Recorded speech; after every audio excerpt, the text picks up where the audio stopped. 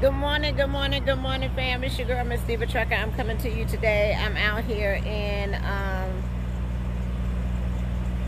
Tennessee.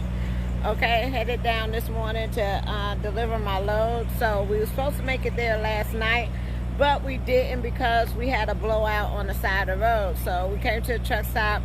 I told my student that I told her just to, go to bed. I'll get up in the morning and I'll finish the load. We're only like 129 miles away.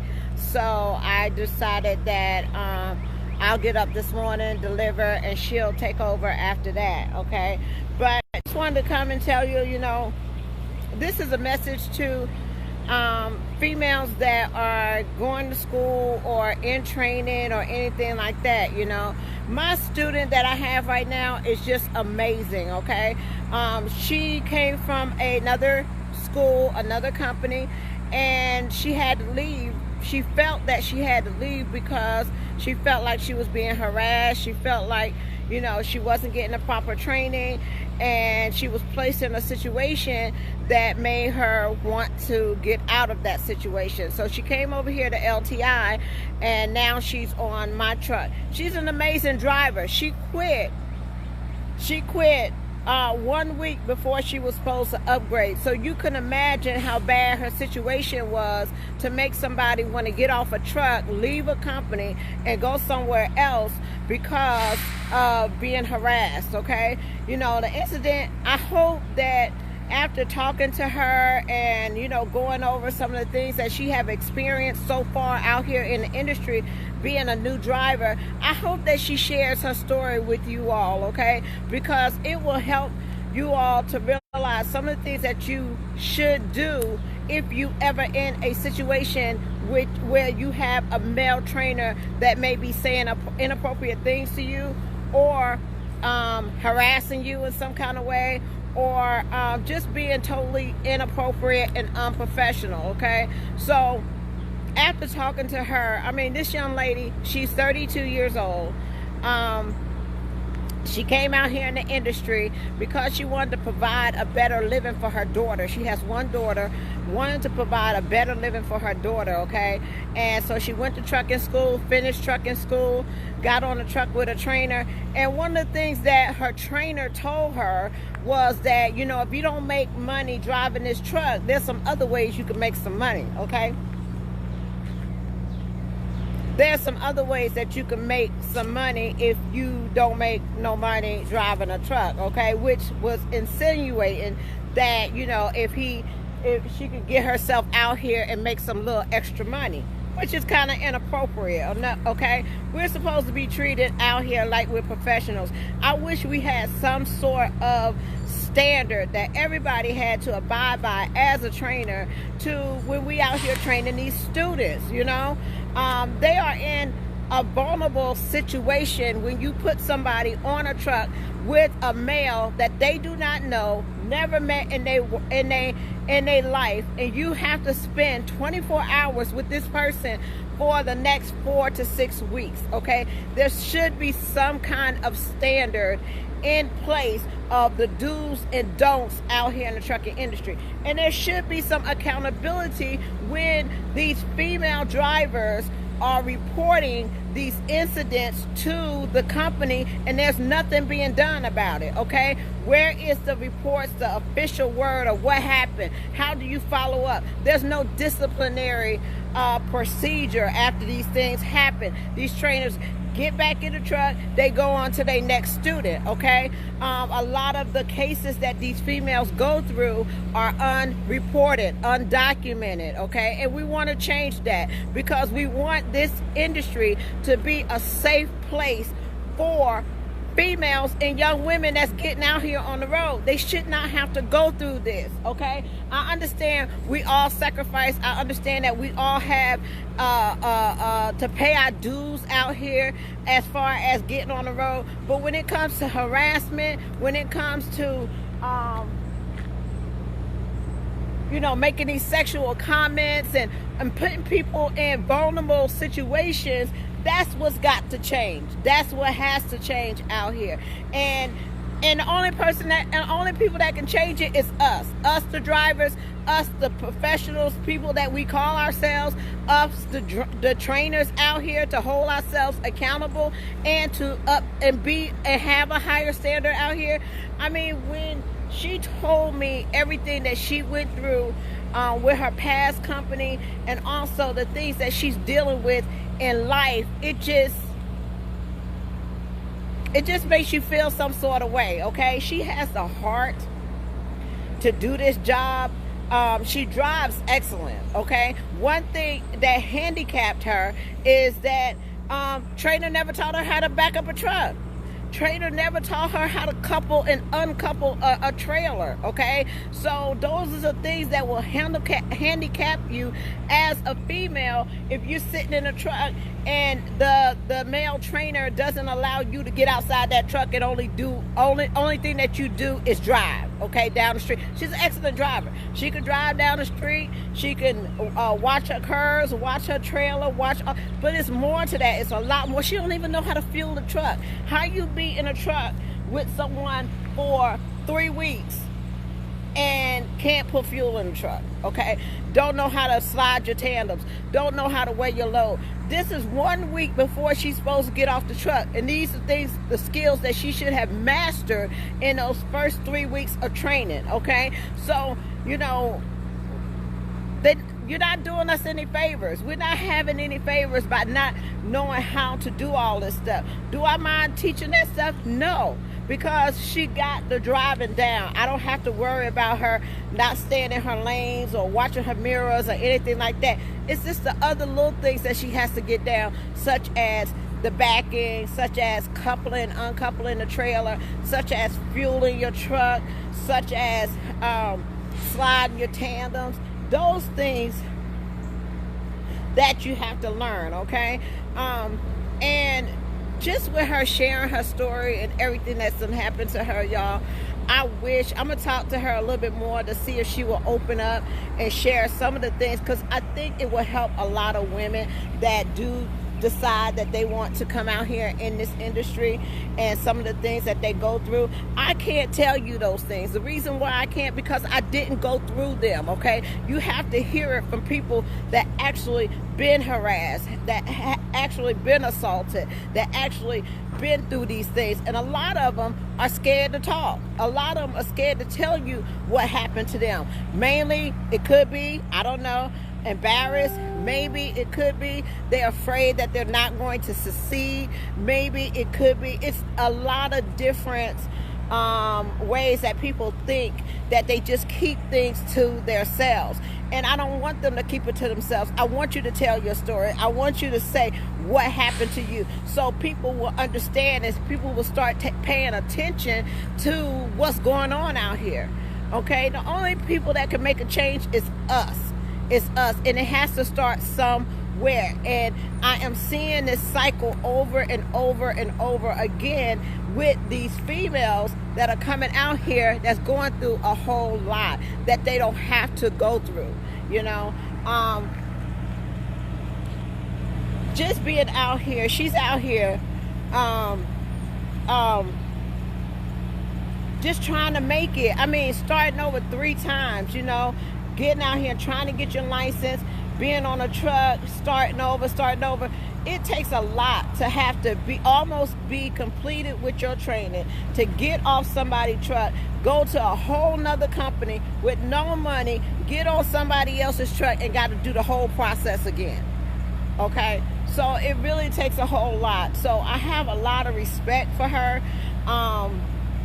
And it makes me more determined to make sure that she succeeds, make sure that she knows what it is that she's doing. I'm her last trainer. She's not getting off the truck until she knows exactly what she's doing when she get out here, okay? It's a whole different situation. She doesn't have that pressure of,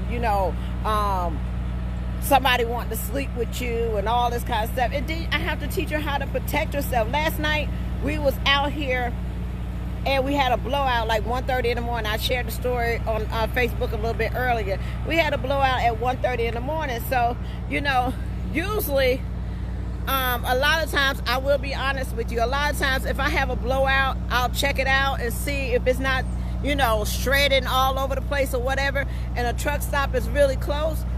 I try to go to the truck stop, okay, because I don't want to put myself in an unsafe situation being on the side of the road at night with hardly any traffic, being a woman out here by myself, okay? So, but the right thing to do is to pull over immediately when you have a blowout and call for roadside assistance. Put your triangles out and wait for somebody to come get you. Okay, no problem. So that's what I did. That's what we did. She was driving last night, pulled over, safe spot, got out, checked out the blowout. It was on my drive on the inside tire on the left-hand side. Checked that out, knew where our location was, called into LTI, told them what it was.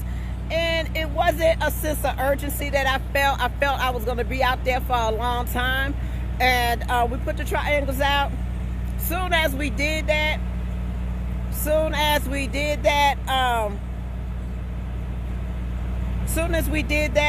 I noticed a car pulling up behind the truck, like off to the side, on the side of the road, on the side, and they wasn't doing anything. They turned on their the flashers or whatever, and immediately I told her to hurry up, get back in the truck, lock the doors, don't roll the window down if anybody come up to the truck, because I noticed that it wasn't a police officer, okay? Why would somebody just pull over right where we were? Why would somebody pull over right where we were, that close to us for any reason? So when we got back in the truck, she said, Tamara, they're heading this way. The person that was heading this way. And I said, well, don't roll the windows down. Don't unlock the door under any circumstances. Yes, I have pepper spray. Yes, I have stuff. No, I'm not allowed to carry a gun on a truck, okay? And immediately I dialed my husband to get on the phone with us, so at least, he would see what was going on, all right? So the person went into the woods, came out. They may have just needed to go to the bathroom, but got out, went in the woods, came out, circled around, waited. It was about 10 minutes or whatever, cut the lights on, and the strange thing that happened was, I said, as soon as they pull off, go back there, get them triangles. Y'all, I was going to leave the triangles right where they were. Y'all would have just seen some triangles on the side of the exit 73 on 24, okay? They would have been there. But I was going to leave the triangles and just take off. But the car started up and passed us. But when they passed us just a little bit in front of us, pulled back over on the side of the road, and got out and kept walking around the truck. So I'm like, not the truck, the car. So I'm like, why are they doing that? Like, if they had to get out and go to the bathroom or whatever, they would have got out, went to the bathroom, got back in the truck. Got back in the car and kept it moving. But they didn't. They got back in the car, pulled up right in front of us over a little bit, and then got back out their car and kept walking around their car. So at that time, I was like, this doesn't feel too good. So I just said, you know what? Hey, if I get a ticket, I get a ticket. At least I'll be alive to pay for the ticket, okay? I don't know what's finna go on right here. So my gut feeling, which we all have, told me to get my behind to a truck stop, okay? So I told her I was going to leave the triangle, but this was my thought, y'all. My thought was, if I leave these triangles and I get pulled over and I ain't got no triangles in the truck, that's going to be another ticket, okay? So, and then the funny part, you know how you be in a situation and it's not funny at the time, but when you look back on the situation, you be laughing like, what the world? So I told her, I was like, I got the phone in my hand, and I said, girl, when you get a chance, run back there, get them triangles, jump back in the truck, and we gonna take off, right? So I'm like, why do I put my student in danger? Okay, I told her to get out and get the triangles, and I'm standing in the truck, and I'm like, well, somebody got to call the police if something happened. You know what I'm saying? But I was like, nah, I should have left them darn triangles. But she got the triangles, got back in the truck. We took off, came down here about 12 miles down the road, over here to the pilot. Y'all can see I'm at the pilot. And then they came about 2 hours later to change the tire, okay? But I was like, man, I got one flat. I got 17 more wheels. Let's keep rolling. You see what I'm saying? So, sometimes you got to make those kind of decisions. You know what is right and what is wrong and what you're supposed to do. But when you in that situation, you got to think about, am I gonna risk getting a ticket out here because I have a flat tire, or am I gonna get my behind to a safe place? My choice was to get my behind to a safe place, okay? But yeah, I wish that I could talk to you. I want her to be able to tell you her story and the things that she experienced with her trainer out here on the road, okay? Very determined.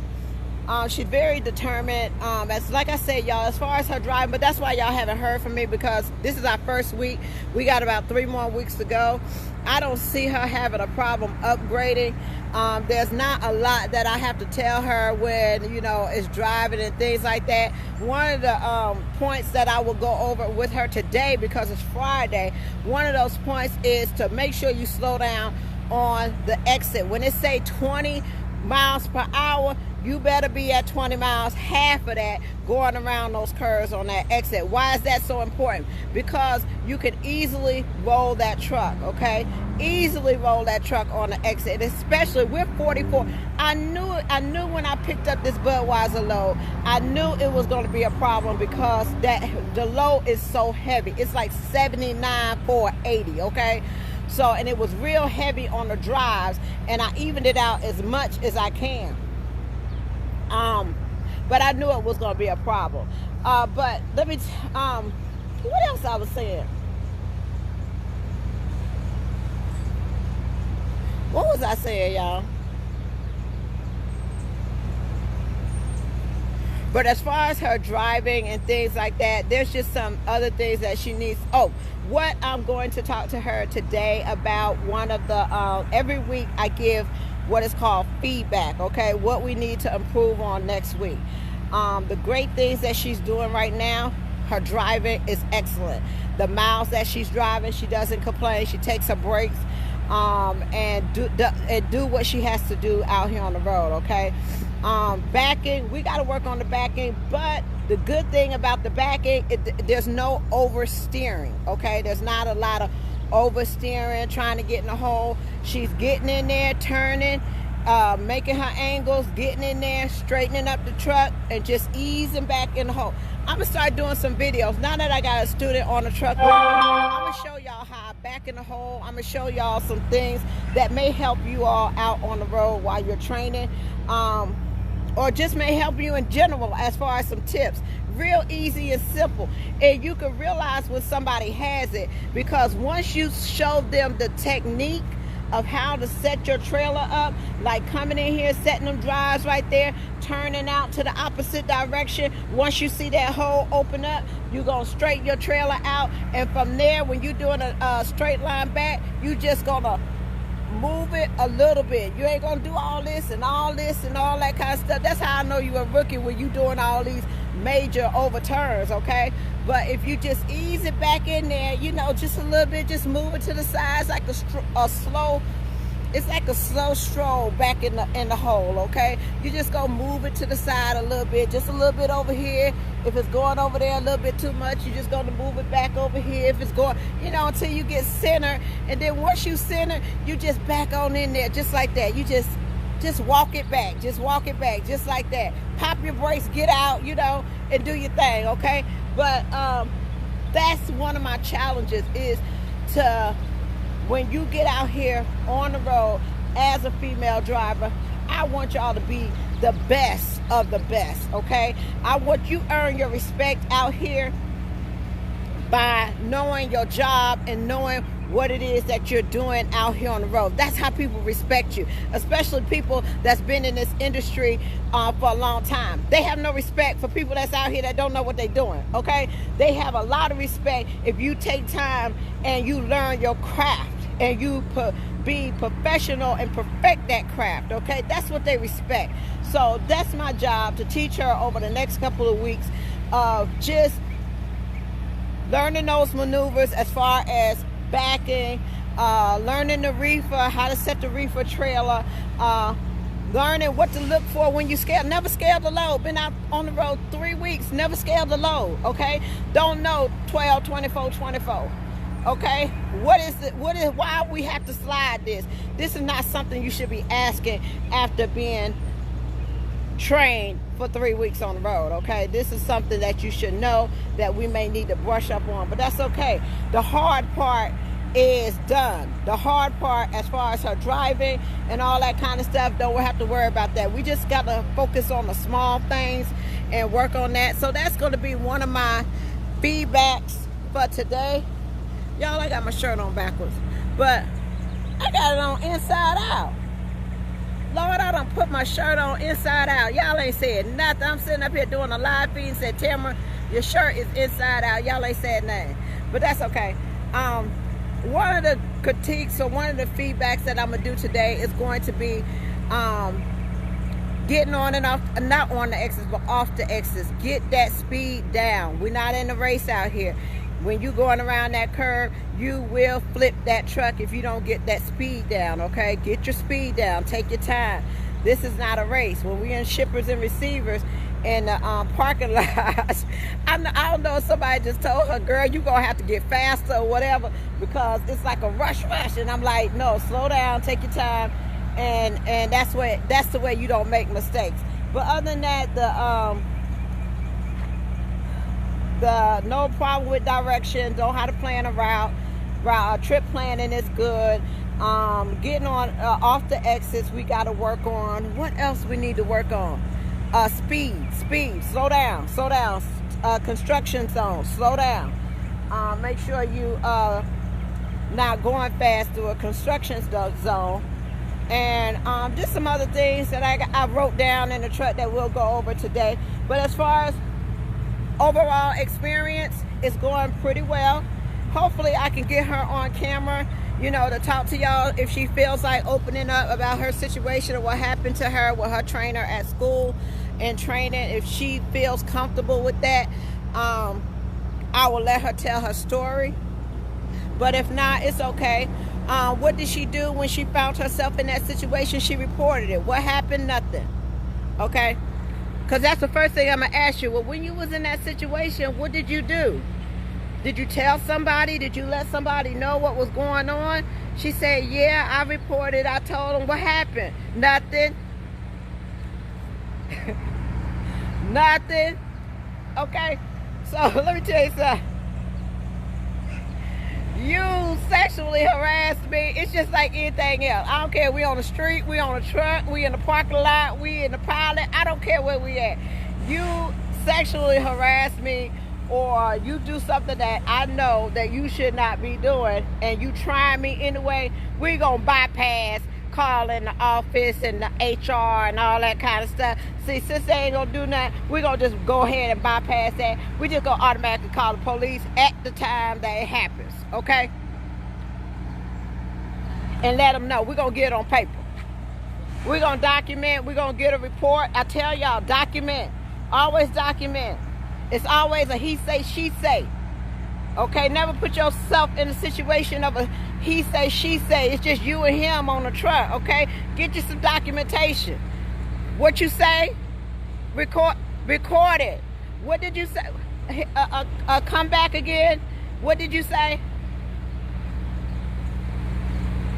I could do what? I could do something a little strange to make some change. That's what you said. Okay. Okay, you said that if I don't make no money driving this truck, you got other ways for me to make money? Okay. Huh? What you say? So until we continue to report these incidents until we have these documents on paper, and that they're not in a sealed envelope somewhere of all these women complaints that they're having, until we make a change and stop it and let people know. I posted a couple of weeks ago about that trainer got arrested for raping his student. That happens. Y'all, this is not imaginary. There are people out here in this industry that they can talk to you however they want to. They can do whatever it is that they want to do to you, and there is no type of repercussion whatsoever. Okay? Those days are over. If you listen to women that's been in this industry for 40, 50 years, they could tell you some of the things of what they had to do. Some of them tell you either you're going to pull out, you're going to put out, or you're going to get out. Which one you going to do? Which one you going to do? Okay? So you in a situation, what you finna do? You want them license? Well, you know what you got to do to get them license, don't you? Yep, I know what I got to do. I got to get off this truck. Look at Ripley. But no, y'all, we just taking our walk. I wanted to come and check in with y'all. I haven't been doing, too much posting and live feeds and all that kind of stuff because I'm training. And when I'm in training mode, I got to give my attention to my student. That's what's most important right now. We got like 3 loads right now that we're going to be working on because I know it's Memorial Day. But she's in there sleep. Great person, great attitude, no problem at all. I mean, I can't ask for a better trainee. I really can't. I can't ask for a better trainee. And when she gets finished, y'all, she's going to be awesome. I'm telling you, she's going to be awesome. Okay? She ain't grinning and smiling and all up in these men's face and all that kind of stuff. I was so proud of her last night because she was backing in the hole, and a spotter came up to her. I was sitting in the back a little bit. I wanted to see what she was gonna do. A spotter came up to her last night in the yard while we was backing up the trailer, and he came over there. He said, "You need some help?" My girl said, "No, thank you. I got this." That's what I'm talking about. "No, thank you. I got this." Okay. She recognized she was in good hands.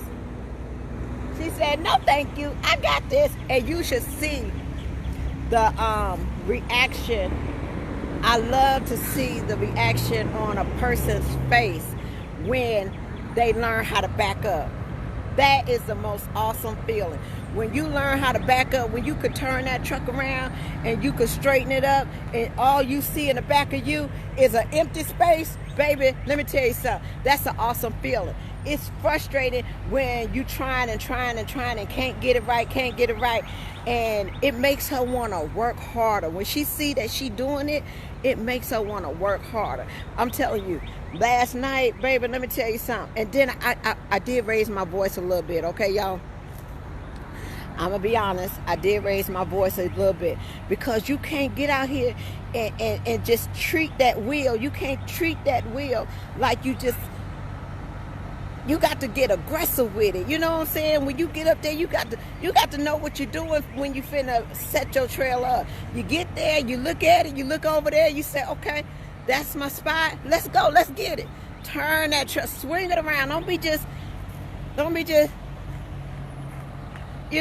that. When you know what you gotta do, you look at it. You know what you gotta do. You got your setup right. You swing that trailer around and go up there. When you look at it in the back, you like, bam, I did that. Okay, let's just ease it back in there. But yeah, I said, "Girl, turn and roll. Let's go. Check it out. Straighten the trailer back up. Let's go. Look at it. Where you see your problem at, turn towards your problem. Let's go. Don't be afraid. You got this." Huh, real? Tell them. Ripley be out here training too, y'all. Y'all ask me what I do with Ripley in the truck. Ripley is just awesome. And everybody gets on the truck. They just love Ripley. Everybody get on the truck. They love Ripley. They be wanting to go get a dog. they be wanting to go get a dog when they get off the truck training with me, because Ripley is just awesome, okay? He sits up in the front, you know, when I go in the back, he sits up in the front, make sure she okay. Anybody come to the truck, I mean, he just goes off, okay? And then another thing, me and Ripley, we both be out here working. You know, I get him out the truck. When I have to spy her coming back or look at what she's doing, me and Ripley, we get out the truck so she can have that cab to herself and concentrate on what she got to do. And we just sitting back, just watching. I taught that. You know what I'm saying? It gives me a pride because you know what? I taught that. I taught her how to do this. Okay? All right? So, other than that, y'all, I got to go. I got an appointment. I got a long way to go and a short time to get there. I'm going to do what they say can't be done. But yeah, I got to go, y'all. I will holler at you later. But yeah, I just want to take a few minutes just to come talk to you, holler at you, tell you about my little experience that happened last night, child. I ain't never been 5 years of trucking, child. That man scared me when he drove. I don't care what you were doing, going to the bathroom, whatever the case may be. But when you pull up on me, you ain't got no lights and you ain't got no siren, and you ain't making no move, it's time to go. Okay? It's time to rip it. There you go. But other than that, y'all, I'm just talking. I was just rambling. Let me see. Girl, I ain't going to Budweiser no more. They can miss me on Budweiser.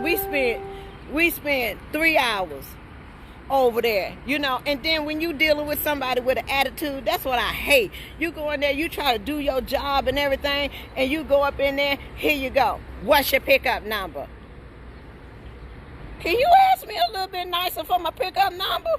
What's your pickup number? Okay, I give her the pickup number. Where you going? I tell her where I'm going. This your first time you been here? No, unfortunately it's not. Okay, what's your trailer number? Look at can't you see that trailer number right there? 244 whatever. What else she said? Okay, well, you got a full tank? It's a dry load, but yeah, I got a full tank. I mean, we ain't using no fuel, but okay, cool. Yeah, I got a full tank. Now what? Is your trailer clean? Yeah, the trailer clean. You know, we go over here every day. Okay, we know how y'all roll over here. We know we gotta have the trailer clean. So yeah, it's clean. Now what? Let's go. Slide your tandles. Oh, you pulled up on the scale, you ain't slide your tandles back. Well, y'all ain't got no sign say, please slide tandles before you get to the scale. Okay? Now, what I'm going to need you to do is I'm going to need you to pull off the scale, go around, go back out the facility, come back, slide your tandems, and then get back on the scale. Oh, Lord, this is going to be a long one. I can tell right now, we finna have some problems. You need me to do all that? Okay, no problem. Jump back in the truck. Go all the way around. Now we got to fight the people on the outside to get back out of the entrance. Slide the tandems. Come back in. Get on the scale. Okay, now what? What's your pickup number? Bitch, didn't I just give you the pickup number when I came here like 2 seconds ago? You ain't write the pickup number down? What's your pickup number again? 249-125-350. Where you going? Girl, you just saw me 2 seconds ago. You don't know where I'm going? Where you going? Okay, now what I need you to do is I need you to go back there, drop your trailer, and I need you to come back, and I need you to get a bobtail weight. What? Yeah, we need to weigh bobtail.